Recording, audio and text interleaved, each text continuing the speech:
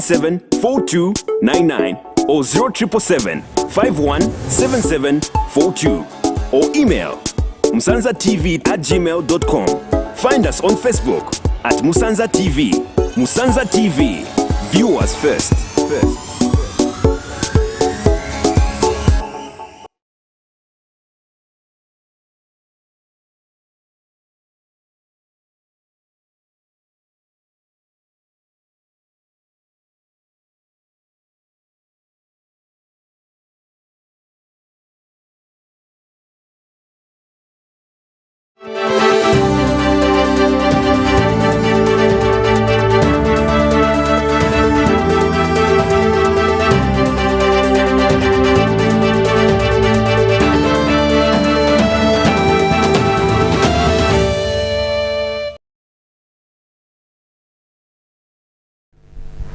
Good evening, thank you for tuning in. This is the main news on Musanza TV.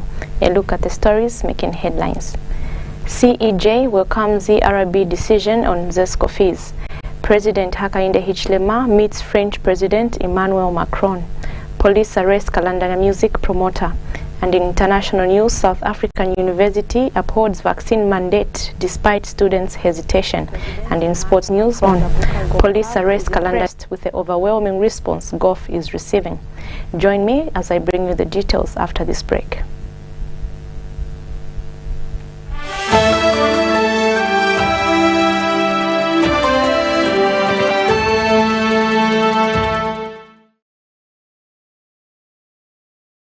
Refresh your body, mind and soul this sizzling summer. Introducing the refreshing, clear with nature's taste Aquagel purified mineral water, ultimately designed to quench your thirst with a revitalizing and refreshing taste. Stock available: 750 ml, 500 ml, 350 ml, 500 ml sachets and 18.9 liters containers. Drink and enjoy your purified and corporately packaged water which passes all tests. Live better, drink better. Call 0776 452710 or 0760 732565 now to make your order. Aquagel for a refreshing sip.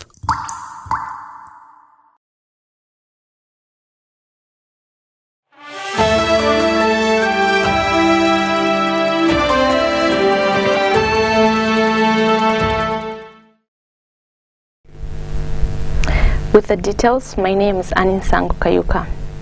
Residents of Mazabuka district have expressed concern over the sideways of the road drainage being constructed by Chinese company China State Engineering in the central business district. Mukela Musialela, a prominent Mazabuka businessman, believes that the contractor should also consider the water drainage to be constructed to allow water flow underneath the road to avoid the water damaging the road. The contractor The businessman says inasmuch as the government can be recommended for the development, there is a worry that at the construction of the road is nearing completion, putting up slabs to cover the drainage can be a solution to create enough space for people who do their merchandise in the central business area. The finishing of the side roads, finishing of the sideways of the road is badly done. From Pep Store to Mokadam opposite Mazabuka Fashion. That's Mazabuka Fashion there. There is no parking space, therefore people park on the main road. Because of the water drainage, two filling stations have been cut off by the water drainage, making it difficult for customers to refuel their vehicles. At Bravo Holdings, I witnessed two people falling.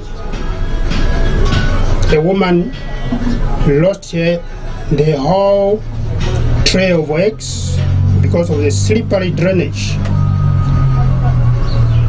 Being at the busy corner, there should have been a proper wide space for parking for customers to park and purchase their groceries and beverages as it was previous. The way forward is the contractor should redo the sideways of the road from Pep to Mukadam. The water drainage should be under the concrete slabs, so that the water should flow underneath for the vehicles to have enough parking space. And another resident, Mumba Cornelius, who during the round check by this reporter in the CBD, fell victim to the slippery sideways after a slide on his bike he was riding. He has called on the local authority to intervene and engage the contractor to do a handsome job to avoid accidents. So maintain road pasoka slippery maningi ma kone ga shirela mamoto. Cha slippery penenzo kone ga mamina paso. So we should work on it. We should help us so that to avoid accidents. China State Engineering has been working on the 33.5 kilometers stretch from Chikankata Tenov to Mazabuka town through the road development agents, but others have doubted the works done in the town area. But the big issue remains to the contractor, as he is still on the site doing final touches. This is Vanson Chomba reporting from Musanza TV in Mazabuka. The Center for Environment Justice has welcomed the decision by the Energy Regulation Board to reverse the decision by ZESCO to remove subsidies on new connections and meter separation. Yesterday, ERB Public Relations Manager Namukolo Kasumpa explained to S24 that the National Energy Regulator was not informed and did not approve the upward adjustment of application and connection fees. CEJ Head of Research Freeman Mubanga says attempts to increase the cost of access to electricity have a ripple effect on forests, adding that charcoal is the only available cheaper alternative energy in the country. He says ZESCO's decision would impact negatively on the United Nations set Sustainable Development Goal number 7, which advocates for access to affordable, reliable, sustainable and modern energy for all by 2030. If subsidies on connection and meter separation are removed, already ZESCO has a backlog of orders of people waiting to be connected and their meters separated. Now, what that means is that we are going to have a huge toll on our forests, because we know as environmentalists is that there's a close nexus between energy and forest conservation, because in Zambia, the most available alternative source of energy is charcoal and firewood. So when issues of energy are tampered with, it's not just an issue of making the energy sector lucrative and self-supporting, but it also has other impacts as far as spinning, as far as forests are concerned. So we are concerned as an organization that is mandated to actually look at issues to do with sustainable energy in promotion in Zambia. We are talking about SDG number 7, which talks about affordable and clean energies for all.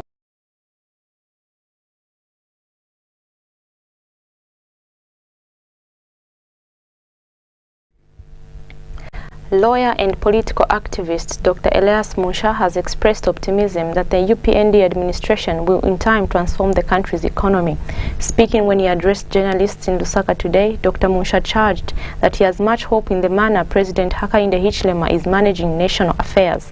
The Canadian-based lawyer said that President Hichilema has shown commitment by meeting bondholders in a bid to renegotiate the country's loans. Administration has in dismantling that debt.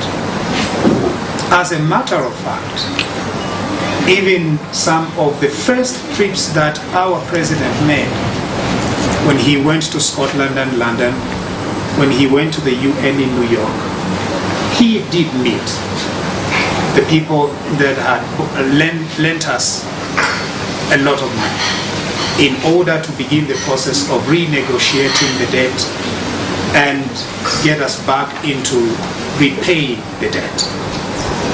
I do have confidence Now, this confidence is not just confidence of what the new dawn has said, of what the president has said, of what the Hichilema na Lumango ticket has said, but it is in what it has done. And so I do see that our country is in good hands. And so we as a people, we need to continue working hard, to continue believing and trusting that it will be all right. This country is going to be better, and this country is going to do better. Meanwhile, Dr. Munsha has called on Zambians to be patient with the government and has assured that in 2 to 3 years' time they will begin to see fruits of the new administration. President Hakainde Hichilema has held talks with his French counterpart President Emmanuel Macron on the sidelines of the ongoing European Union-African Union Summit being held in Brussels, Belgium yesterday. The discussion centered on trade and investment opportunities, including Zambia, a potential of being a viable investment destination, and ultimately job and business opportunities creation.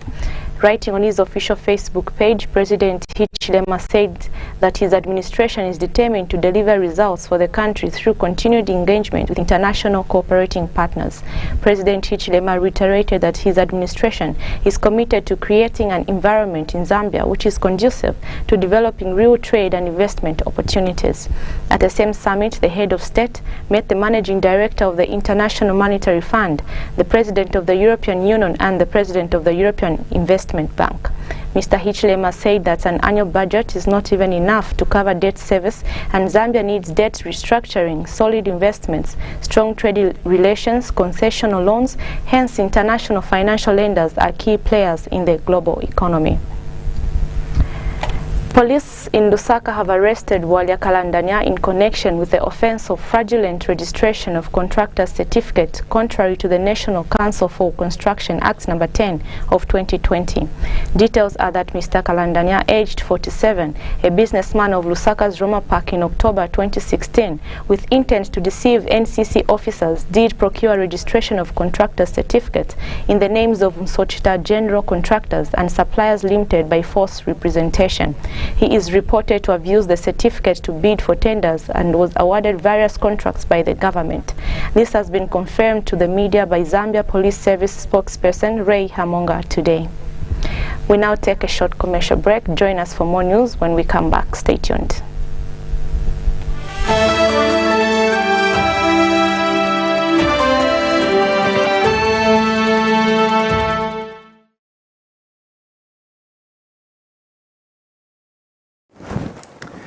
Hi friends and relatives.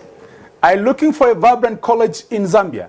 You can always come to Untitled Travel and Tourism Institute and start with us for the next intake and get a job thereafter within or abroad Zambia.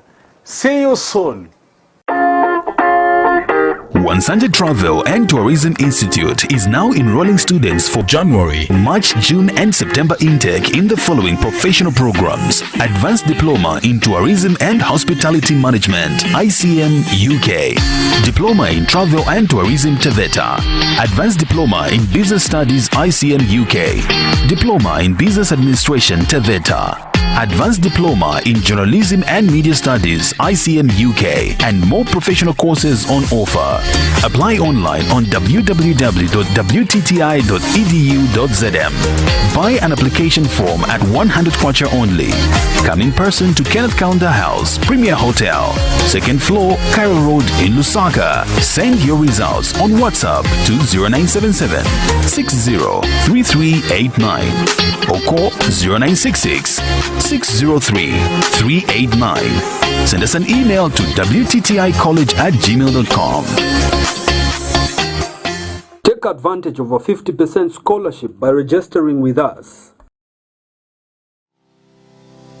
There's only one name to remember for all your butchery needs. The name that offers satisfying results. That name is Kanonganivena Butchery.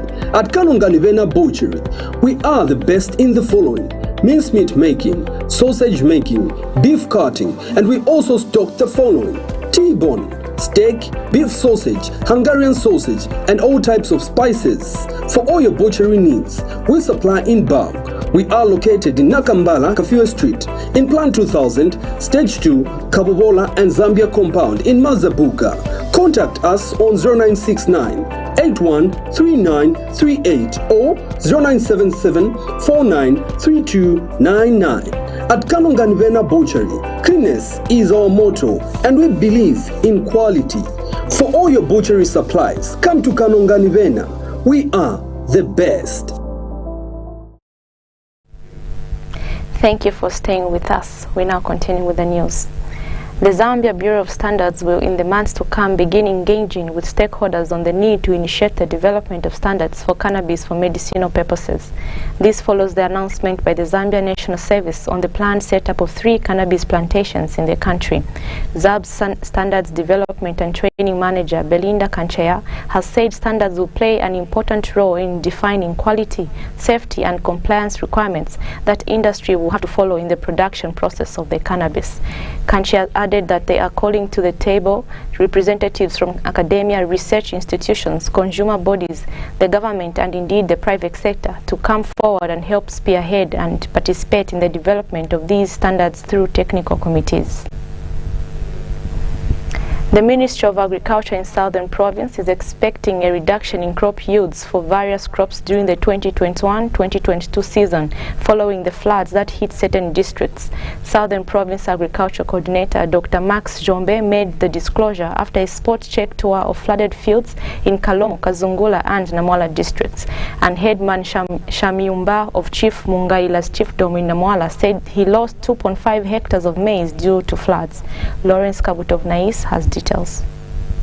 The Ministry of Agriculture in Southern Province is expecting a reduction in crop yields for various crops during the 2021-2022 season following the floods that hit certain districts. Southern Province Agriculture Coordinator Dr. Max Chombe made the disclosure after a spot check tour of flooded fields in Kalomo, Kazungula and Namwala districts. Most fields were not planted because of the same floods. By the time they wanted to plant, you find that they were not able because of heavy rains. And also another thing that we have noticed is that a large number of fields which should have been cultivated were not cultivated because of, one, the floods, and secondly, because the rains started late.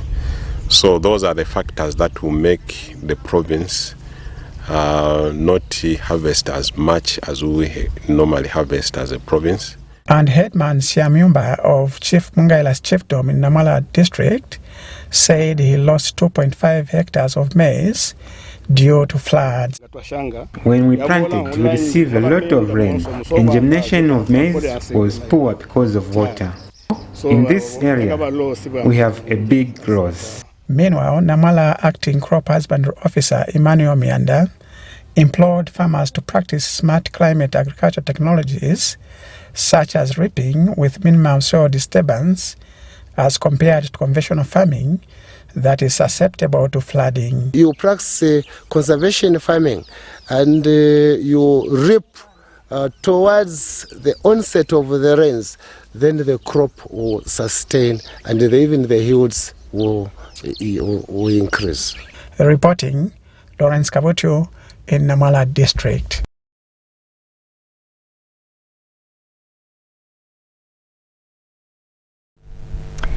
Government and its cooperating partners through the Ministry of Fisheries and Livestock in Solwezi District is on course in the distribution of fingerlings and fish feed under the Scaling Up Nutrition and Support Program. Solwezi District Fisheries Officer Matthias Lungu says the activity is being conducted in 2 wards, namely Kamalamba and Kapijimpanga. He was speaking to National Agriculture Information Services during the distribution of fingerlings and fish feed.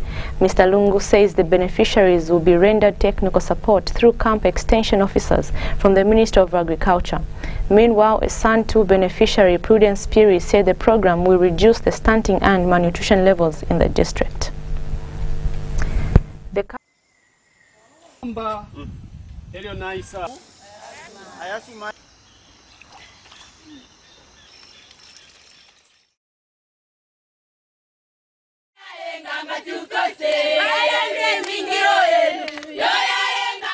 We expect them to actually after constructing the pond, they have to actually grow the fish. We have given them fingerlings for starts, and in our program under scaling up nutrition, the sustainability of the program is that we intend to actually yield that need for farmers to engage into aquaculture activities in the interest of nutrition as our key factor, as well as also empowerment in terms of money, that is a business. Today we've received the fish. We are so happy, and these are the ponds, as you can see, where we will put our fish, and then we'll be here feeding the fish. We are so much committed because it is going to help our children in feeding them proper nutrition, because at the moment they are really lacking in a lot of things. So the fish, it's a good start. So we are really grateful for the initiators of this program, and also for the women themselves for the commitments that they've shown. The Cultural Heritage Strengthening CHS project has been launched in Mlunga district of Western Province.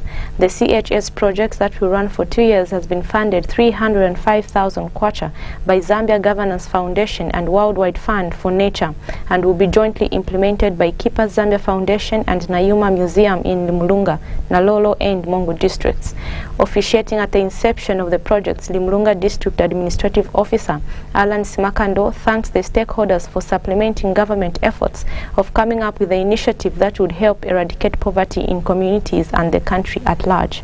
Mr. Simakando said the project has brought joy to the districts where it will be implemented. Hence, government will not relent to work together with the funders and implementers so as to achieve its desired goals that will help spur development in the nation. And Western Province Keepers Zambia Foundation Programs Coordinator Maimbolo Anganga said that the overall initiative of the Cultural Heritage Strengthening Project was to revamp the Nayuma Museum situated opposite the Litunga's Royal Palace, whose standards have declined. Ms. Nganga said this will be done through imparting women with different cultural village skills and knowledge such as arts, songs, poetry and cultural groups that will be documented and showcased by women at Nayuma Museum and in mini and mobile expositions. Meanwhile, Barose Royal Establishment, BRE in Donanoyo, Francis Mutakelwa, thanks the project implementers for the keen interest they have shown of considering revamping Nayuma Museum and appealing to them to keep maintaining their relationship and cooperation with the BRE.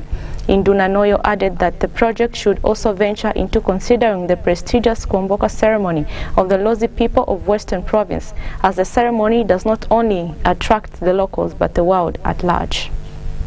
Government is doing its very best to ensure that the lives of our people are improved, but the problem at hand does not require government alone. It requires a multi-sectoral approach. So having these partners like yourselves to come on board, we really appreciate as government and as a province. Your entry point, you have brought us good news and smiles on our face, and we will not take it lightly. The objectives that you have set for yourself and that you have designed also to benefit our district. We'll work together with you to ensure that the objectives are attained. We know once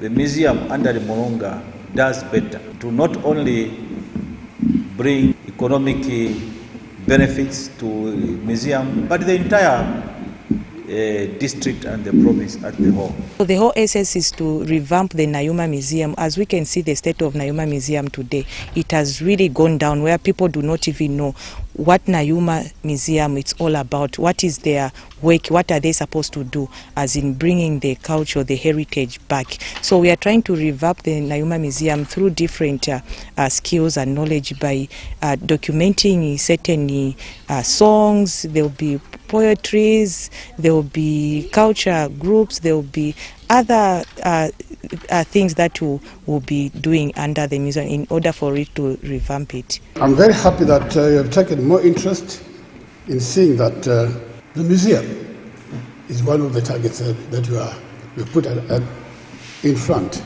to be improved. Apart from the museum, we've got our famous Kwamboka. This is also a very important venture because it does not only attract local people, but it attracts people all over the world. We now go on our last break. When we come back, we have international and sports news. Stay tuned.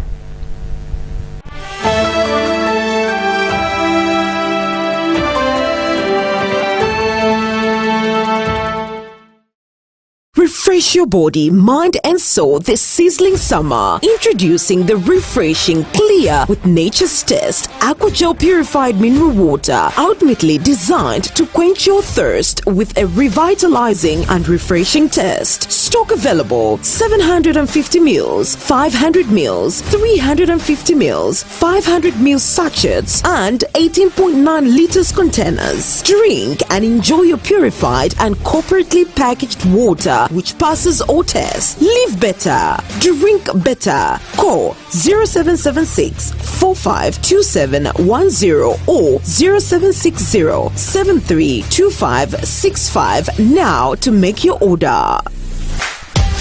AquaJ for a refreshing sip.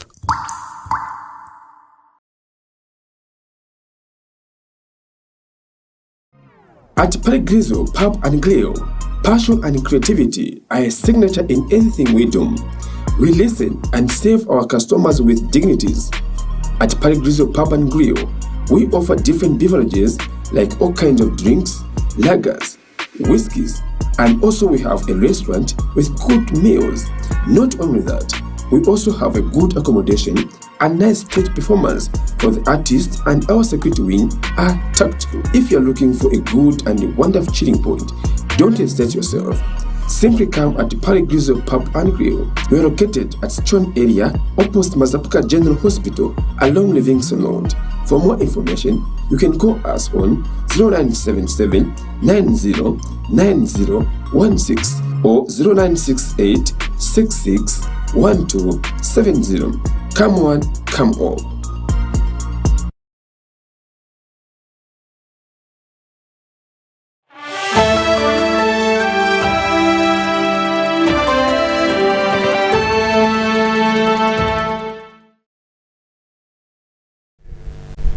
Welcome back.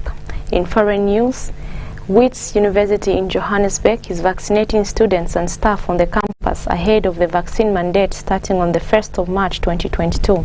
Although the university's management stresses the safety of the vaccine and the need for the vaccination mandate to secure the future of in-person learning, it has been met with hesitancy and reluctance by students. Like many other African countries, South Africa is facing vaccine hesitancy from its population. Some students said it's a choice and no one should be forced to take the vaccine.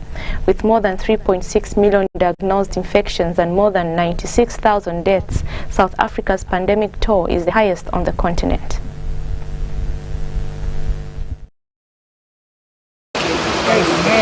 Witwatersrand University in Johannesburg is vaccinating students and staff on the campus ahead of the vaccine mandate starting on the 1st of March. Although the university's management stresses the safety of the vaccine and the need for the vaccination mandate to secure the future of in-person learning, it has been met with hesitancy and reluctance by students. The university management is now urging students to show up for this vaccination drive. And educating. We are an on-campus learning facility education, and the most safest way for us to do that is to be vaccinated. So this policy really helps all of us to be vaccinated and be protected. You know, if we vaccinate, then we can congregate. We also do provide for reasonable accommodation, so if one has a constitutional reason or a medical reason for not vaccinating, then we review that and we can provide them with a reasonable accommodation, and they don't have to be vaccinated. We believe that all students should be allowed to choose whether they want to be vaccinated or not, that no student should be forced to take a vaccine, whether that's indirectly or directly, and that no student should be deregistered based on their vaccination status. We don't believe that it's morally and ethically justifiable to force or coerce people to take a vaccine that they don't want in order for them to have access to tertiary education. Like many other African countries, South Africa is also facing vaccine hesitancy from its population. With more than 3.6 million diagnosed infections and more than 96,000 deaths, South Africa's pandemic toll is the highest on the African continent. And in sports news, Mazabuka Golf Club Vice Captain Brighton Mandozana is impressed with the overwhelming response that golf has been receiving. Speaking to Musanza TV, Brighton Mandozana has confirmed that the Mazabuka Golf Club will tomorrow host the 40-60 tournament, which is hosted once every year. He says the tournament will have about 50 golfers from different parts of the country. He says the Golf Union is impressed with the overwhelming turnout of participants for the year's 40-60 tournament compared to previous years. We are going to play 40-60 tomorrow. This is a tournament which is played on yearly basis here at Mazabuka Golf Club. It has been growing from 2016. The numbers have been growing on yearly basis. We've actually witnessed a lot of interest from the country golfsmen. They're actually entering when they hear of 40-60. We have got entries of 142. On the entries, we had to cut down to 104. This is due to the capacity of the course. And the capacity of the course may actually handle less than, but what we did, we had to do 2 tee-offs on gunshot. The other one will start at 7 hours, and then the other one will start as well at 11:45. So we have got 52 players playing in the morning, up to 11:40, 7 up to 11:40. And we've got 52 players who will play from around 12 to 17. And we'll be doing our prize giving at around 18. We will be having the Zambia Golf Union president at the same time with his vice president South, Sama Mataka. The president Zambia Golf Union, that's Mr. Christopher Mulenga, and the Zambia Golf Union Vice President South, that's in Sama Mataka from Lusaka, and then Zambia Golf Union Vice President from the Copper Belt, that's Philemon Mbewe, so we'll be having them.